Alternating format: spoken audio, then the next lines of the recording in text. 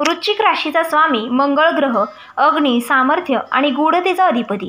दिवाळीचा प्रकाश संपल्यानंतर तुमच्या आयुष्यात अंधार नव्हे तर एक अदृश्य ऊर्जा सक्रिय होते. या ऊर्जेचा संबंध तुमच्या गृहस्थ जीवनातील शत्रुभाव, गुप्त विरोधक आणि मानसिक संघर्षाशी आहे. दिवाळीनंतरची ही वेळ वृश्चिक राशीसाठी ग्रहशक्तीच्या उलथापालथींची असते.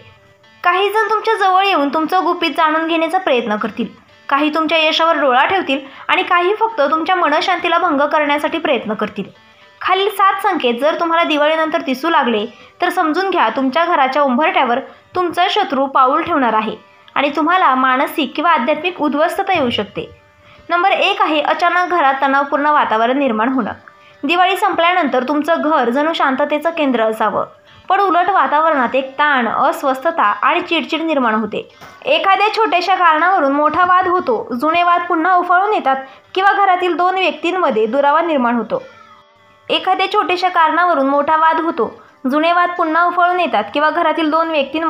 निर्माण होतो.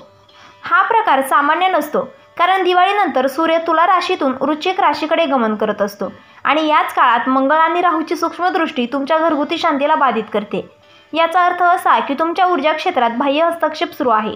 एखादी व्यक्ती तुमच्याबद्दल राग, मत्सर किंवा ईर्ष्या बाळगते आणि ती भावना ऊर्जेच्या रूपात तुमच्या घरात प्रवेश करते. जर हा तणाव वाढत असेल तर लगेच घरात मिठाच्या पाण्याने पुसावे, दरवाजाजवळ हळद आणि कुंकू लावावे आणि संध्याकाळी दीपक लावणे अनिवार्य आहे. नंबर 2 आहे स्वप्नात जुने शत्रू किंवा मृत व्यक्ती भेटणे. वृश्चिक राशीचा अधिपती मंगळ असल्यामुळे ही रास अत्यंत गूढ आणि गहन आहे.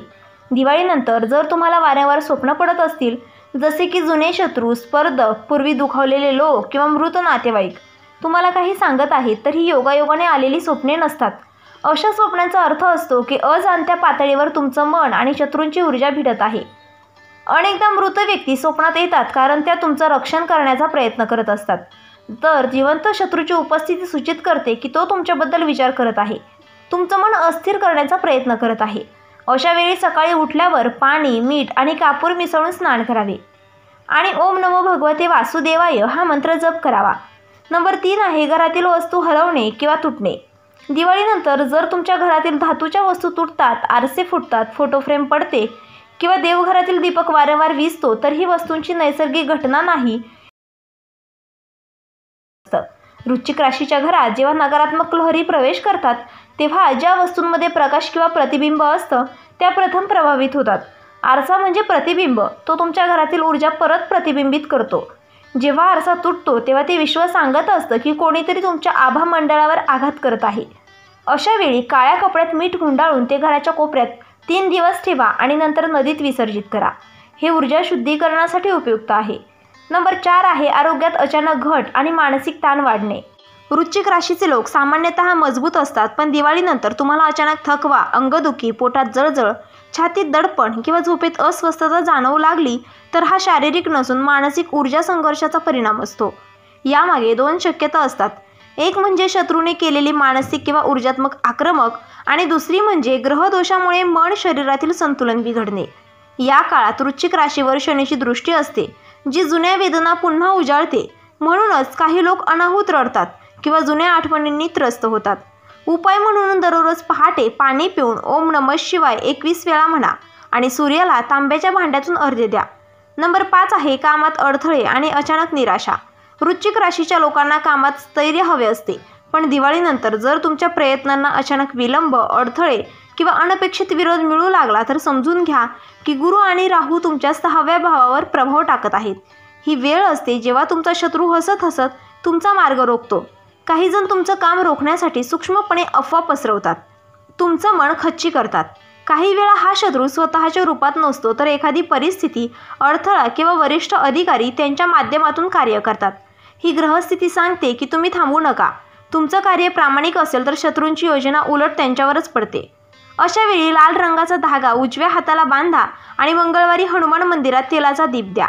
नंबर 6 आहे घरात अनाहूत पाहुणे किंवा संशयास्पद अंगतूक. दिवाळीनंतर घरात अचानक येणारे पाहुणे, ओळखीचे लोक किंवा फक्त भेटायला आलो म्हणणारी व्यक्ती ही नेहमीच शुभ नसतात. वृश्चिक राशी ही अत्यंत संवेदनशील असल्यामुळे तुमच्या घराच्या उंबरठ्यावर जेव्हा कोणी नकारात्मक ऊर्जेसह प्रवेश करतो तेव्हा घराचं वातावरण जड वाटतं, प्रकाश मंदावतो आणि शांतता नष्ट होते.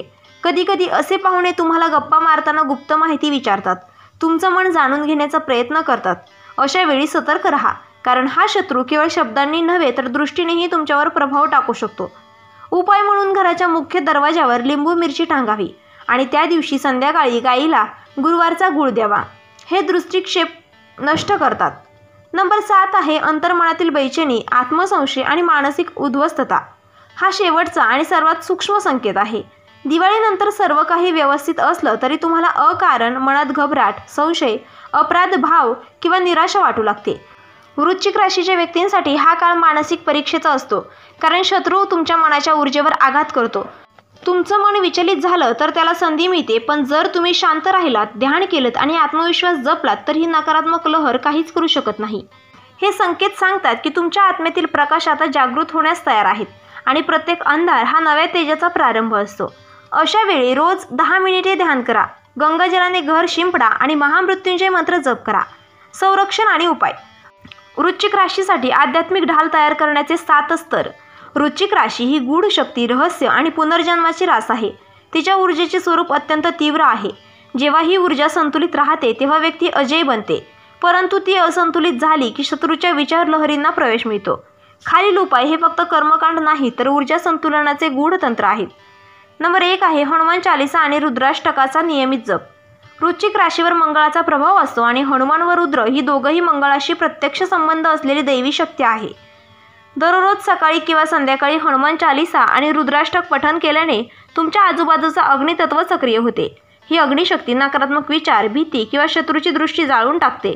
विशेषतः मंगळवार आणि शनिवार या दिवशी हे पठण केल्यास शनिदोष, नजरदोष आणि मानसिक ताण कमी होतो. नंबर 2 आहे मुख्य दरवाजावर लाल सिंदुराचा त्रिशूल. त्रिशूल हे भगवान शिवाचं शस्त्र आहे. 3 टोक म्हणजे सृष्टी, स्थिती आणि लय. जेव्हा तुम्ही घराच्या दरवाजावर लाल सिंदुरातला त्रिशूल काढता तेव्हा तुम्ही ब्रह्मांडाला सांगता की या उंबरठ्यावरून कोणतीही नकारात्मक ऊर्जा आत प्रवेश करू शकत नाही. लाल रंग म्हणजे मंगळाचं प्रतीक आणि वृश्चिक राशीचा स्वामी मंगळ असल्याने हा उपाय अत्यंत प्रभावी ठरतो. हा त्रिशूल आठवड्यातून एकदा पुन्हा लावा, विशेषतः मंगळवारी, जेणेकरून ऊर्जेची सततची साखळी राहील. नंबर 3 आहे नारळावर काळी दोरी बांधून शनिवारी विसर्जन करणे. नारळ हे ऊर्जेचं वाहक साधन आहे. त्यात पाण्याच्या आणि अग्नीचं दोन्ही तत्व असतं. जेव्हा तुम्ही नारळावर काळी दोरी बांधता तेव्हा तुम्ही त्यात तुमचं सर्व नकारात्मक ऊर्जेचं दायित्व हस्तांतरित करता. शनिवारी नदीत विसर्जन केल्याने ही ऊर्जा वाहून जाते आणि शत्रूचा प्रभाव निष्क्रिय होतो. हे करताना मनात ओम नमः शिवाय जप केल्यास परिणाम अधिक खोलवर होतो. नंबर 4 आहे तांब्याचा किंवा पितळेचा दीपक. रोज संध्याकाळी लावणे. दीपक म्हणजे प्रकाश आणि प्रकाश म्हणजे चेतना. वृश्चिक राशीच्या घरात जर दररोज संध्याकाळी पूर्व दिशेला तोंड करून तांब्याचा दीपक लावला गेला तर घरातील जड, उदास किंवा अस्वस्थ ऊर्जा तत्काळ नष्ट होते. दीपकात तूप वापरल्यास तो देवत्वाशी जोडणारा प्रकाश निर्माण करतो. नंबर 5 आहे मंगळवार आणि शनिवार उपवास पाळणे. उपवास म्हणजे केवळ अन्नत्याग नाही तर मनाची शुद्धी. वृश्चिक राशीतील लोकांसाठी उपवास हा मंगळाची ऊर्जा नियंत्रित करण्याचं शस्त्र आहे. मंगळवारच्या उपवासाने तुमचं मन स्थिर होतं तर शनिवारचा उपवास तुम्हाला शनीच्या दृष्टीपासून संरक्षण देतो. त्या दिवशी फक्त सात्विक आहार जसे की फळ, दूध, खीर घ्यावी आणि शक्य असल्यास दुसऱ्यांना अन्नदान करावे. याने शत्रूची शक्ती आपोआप कमजोर होते, कारण तुमचं पुण्यकर्म वाढतं. नंबर 6 आहे क्षमा आणि मौन साधना. वृश्चिक राशीचे लोक तीव्र भावनांचे असतात. राग आणि दुःख लांबपर्यंत मनात साठवतात, पण हाच राग शत्रूला तुमच्यात प्रवेशाची दार उघडतो. म्हणून क्षमा हा तुमच्यासाठी सर्वात प्रभावी आध्यात्मिक कवच आहे. ज्यांनी तुम्हाला दुखावलं आहे त्यांना मनातून माफ करा.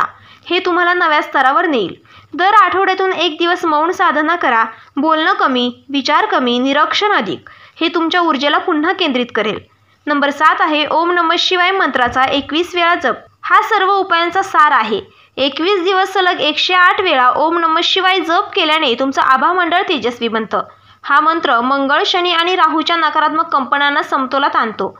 या काळात घरात धूप, दीप आणि गंगाजल वापरा. जेव्हा हा जप पूर्ण होईल तेव्हा तुम्हाला जाणवेल भीती, चिंता आणि उद्ध्वस्तता हळूहळू संपली आहे आणि तुमच्या मनात शांत शक्ती स्थिर झाली आहे. वृश्चिक राशीचा आत्मजागरणाचा काळ. वृश्चिक राशी ही मृत्यूतून पुनर्जन्म घेणारी रास म्हणून ओळखली जाते. दिवाळीनंतर तुमच्या आयुष्यात येणारे शत्रू, वाद, ताण आणि उद्ध्वस्तता हे केवळ संघर्ष नाहीत, ते ब्रह्मदेवाने तुमचं रूपांतर घडवण्यासाठी निर्माण केलेली प्रक्रिया आहे. या काळात तुमचं मन अस्थिर होईल, पण हेच अस्थिर मन नव्या प्रकाशाकडे झेपावेल. शत्रूचा प्रवेश म्हणजे तुमच्या जीवनातील जुन्या कर्माचं दार उघडणे. पण लक्षात ठेवा, वृश्चिक राशीच्या व्यक्तीला कोणीही कायम हरवू शकत नाही, कारण तिच्या अंतरंगात पुनर्जन्माचा कोड लपलेला असतो. जेव्हा शत्रू उंबरठ्यावर पाऊल ठेवतो तेव्हा विश्व तुम्हाला सांगत असतं, आता तुझं जुने रूप संपव आणि नवं तेजस्वी रूप धारण कर. ही वेळ तुमच्यासाठी आत्मजागृतीची सुरुवात आहे. तुमचं मौनच तुमचं शस्त्र आहे, तुमची श्रद्धाच तुमचं कवच आहे. एकदा तुम्ही स्वतःच्या शक्तीवर विश्वास ठेवला तर शत्रूच्या सावल्या तुमचं काहीही नुकसान करू शकत नाहीत. कारण वृश्चिक राशीचा आत्मा राखेतूनही उठतो आणि उठल्यावर पुन्हा कोणीच त्याला खाली आणू शकत नाही. तर मित्रांनो, व्हिडिओ आवडला असेल तर व्हिडिओला लाईक करा, चॅनेलला सबस्क्राईब करा आणि आजचा व्हिडिओ शेवटपर्यंत पाहिल्याबद्दल धन्यवाद. श्री स्वामी समर्थ.